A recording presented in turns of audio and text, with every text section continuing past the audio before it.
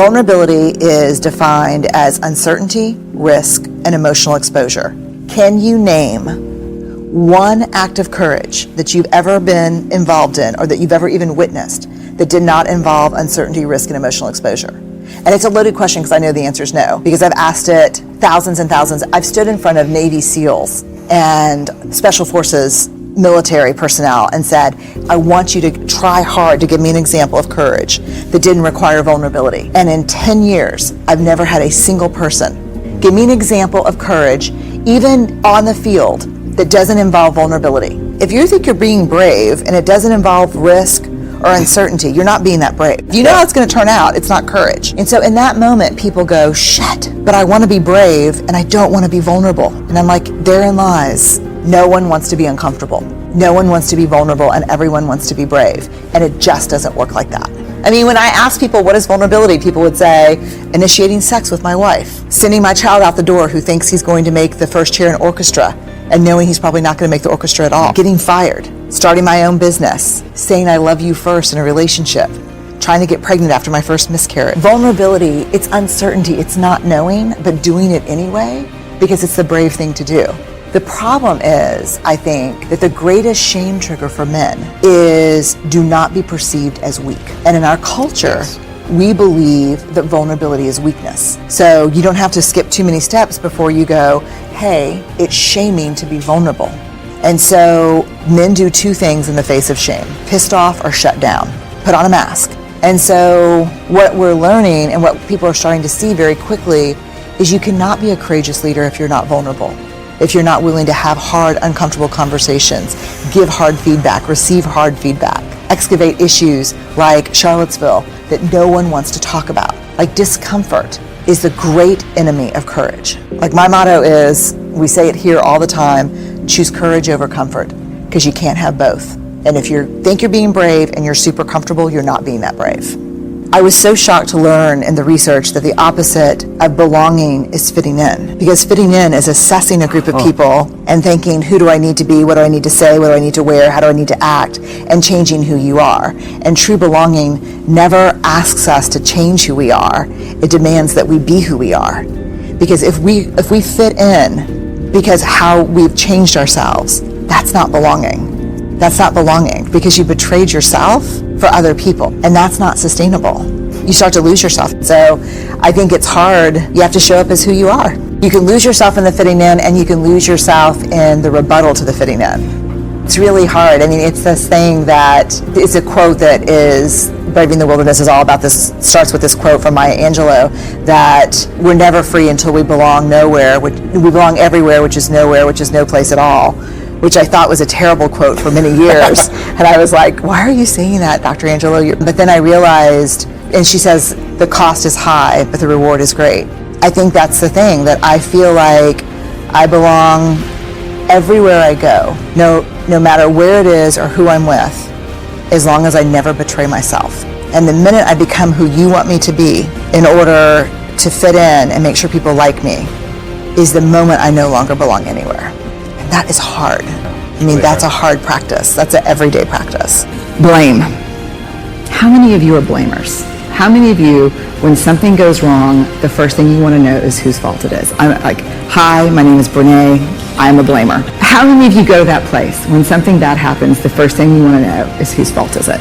Even I'd rather it be my fault than no one's fault. Because why? Because it gives us some semblance of control. It gives us some semblance of control. But here, if you enjoy blaming, this is where you should stick your fingers in your ear and do the no thing, because I'm getting ready to ruin it for you. Because here's what we know from the research. Blame is simply the discharging of discomfort and pain. It has an inverse relationship with accountability, meaning that people who blame a lot seldom have the tenacity and grit to actually hold people accountable, because we expend all of our energy raging for 15 seconds and figuring out whose fault something is. Accountability, by definition, is a vulnerable process. It means me calling you and saying, hey, my feelings were really hurt about this. No, and talking. It's not blaming. Blaming is simply a way that we discharge anger, which is really hard. And blaming is very corrosive in relationships, and it's one of the reasons we miss our opportunities for empathy. Because when something happens and we're hearing a story, we're not really listening. We're in the place where I was, making the connections as quickly as we can about whose fault something was. There's a researcher at the University of Kansas Lawrence, C.R. Schneider, he died a couple of years ago, who spent his career studying hope. I've looked into his research because when I had my list of words that all of these wholehearted men and women had in common, I took a combination of them one day for the millionth time, doing a keyword search in the academic literature, and I came up with his theory on hope. And it not only changed the way I think about my work, but it changed my life, and it changed the way I'm raising my kids. As it turns out, hope is not an emotion at all. I think most of us think of hope as a feeling of possibility, of positivity. I'm very hopeful. What hope actually is, a cognitive thinking approach. Hope is not how we feel, it's how we think. And here is the most, I think, profound news of all. It is 100% teachable. The majority, we can measure hope in people. They measure highly hopeful or low hopefulness. What we see traditionally in people who have high levels of hope is they learned it through parenting, through their parents, who either explicitly taught hope or modeled hope.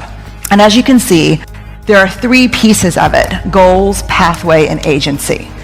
What this means simply is people who have high levels of hope in their lives have these three abilities. They can set goals, which is in itself not an easy task. They can cultivate pathways to achieving those goals, and they have a sense of agency. And agency is simply, I believe I can do it. Here's the part that I think is so important. Hope is a function of struggle. Hope looks like, I've got a goal, it's reachable, I believe in my ability to get there, even if I have to plan B it. One of the things that's happened in our culture is that we are not letting our children have any experiences of failure. No experiences of hard work, failure, more hard work equals success. What happens, and what I see as a college professor often, is when they get to us, it's a whole different ballgame. Most of my friends get text messages when their children's averages fall below 95. We don't do that in college. The workforce, the last Fortune 200 company I spoke with, they said one of the greatest problems with a number of younger employees contacting their parents about performance evaluations and asking them if they could call their bosses. We think of hope as this really binding emotion, this kind of collective dreaming that we do together. And I think it can be a collective binding experience, but it is not bound around gauzy feelings of possibility. When hope brings people together, it brings people together from a place of struggle, through hard work, to achievement.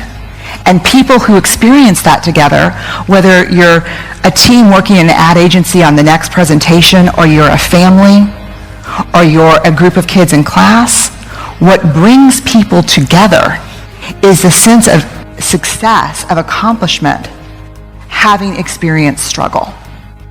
And so what I would invite you to think about at least, is that hope is a function of struggle. And it's the product of not tying our failure to who we are. The biggest thing that gets in the way of this whole idea of agency and pathway is that if I fail, I am a failure. What we see in high hopeful people is that they can separate their achievements and their struggles and their failures from who they are as people. Shame, we believe, is the most primitive human affect or emotion that we experience. We all have it. What we know from research about 3 or 4 decades now is the only people who don't experience shame have no capacity for human connection. If you don't experience shame, it's because you have no capacity for connection or empathy. And so what we're talking about there is kind of some serious psychopathology. So shame is something we all have.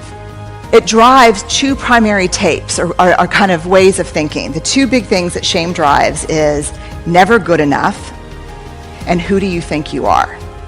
And those are vices, let me tell you. Never good enough. It's funny because if I said, how many of you wrestle with shame? No one would raise their hand. But if I said, how many of you struggle with perfectionism? That would be different, right? Would that feel different? Yeah, it would feel different. Shame, birthplace of perfectionism. Where we struggle with perfectionism, we struggle with shame. So this is a really universal thing for all of us. And it's really best easily understood as the fear of disconnection. There's something about me, there's something I've done or failed to do, where our self-worth is tied to our net worth, where everyone's houses are supposed to look like stills out of the Pottery Barn catalog. You know, how many of you received the Fall Pottery Barn catalog? It's devastating to me. It is. I just want, for one autumn, for all the pumpkin crap to be outside and to have my kids in slow motion in sweaters. That's just one time, you know? We have a media that tells us what we should look like, how much we should make, what we should weigh, how many times a week we should be having sex. We got the rules. And no one's doing it, but everyone's pretending. The issue around shame is it's an absolute silent epidemic. It's so funny because no one will talk about shame, but if you look at the Nielsen ratings for the last 5 years, the shows that really capture the top 10, shame-based programming, reality TV. You want to know what courage is to me? What courage is to me is the ability to tell your story and like who you are in the process of doing that. And that's hard. Men and women who have high levels of shame resilience, what I found, and this is the work I've been doing for the last 3 years, have a tendency to have more authenticity. They live with a deeper sense of love and belonging, and they have a much more resilient spirit. And I think those are the things we're after. I think we want to feel comfortable in our own skin. I think we want a deep sense of love and belonging. I think it's a basic human need. And I'll tell you very quickly, if you were to ask me just from the data, what is the difference between people who have a deep sense of love and belonging and people who are struggling for it? The answer would be worthiness. That's the only difference. Men and women who carry a deep sense of love and belonging within them believe that they're worthy of love and belonging. The trick is no prerequisites. Not when I make partner, not when I lose 20 pounds, not if I get pregnant, not if my husband comes back, not if my daughter gets into Yale, not if I make the Fortune 500. No prerequisites. Just as is, right now, worthy of love and belonging. And the last thing is a resilient spirit. That is an absolute outcome of being able to live in your story. You know, we get to rewrite the endings of our stories if we're willing to walk into them and own them. It's a powerful thing. Shame versus guilt, very quickly. This is really important. A lot of people confuse these two. The difference between shame and guilt is the difference between I am bad and I did something bad. How many of you in the audience, if you made a mistake and hurt someone's feelings, how many of you would be willing to say, I'm sorry I made a mistake? Show of hands. How many of you, if you made that mistake, would be willing to say, I'm sorry, I am a mistake? That's the difference between shame and guilt. Here's what we know, 3 decades of research. Shame, highly correlated. Addiction, violence, depression, bullying, and eating disorders.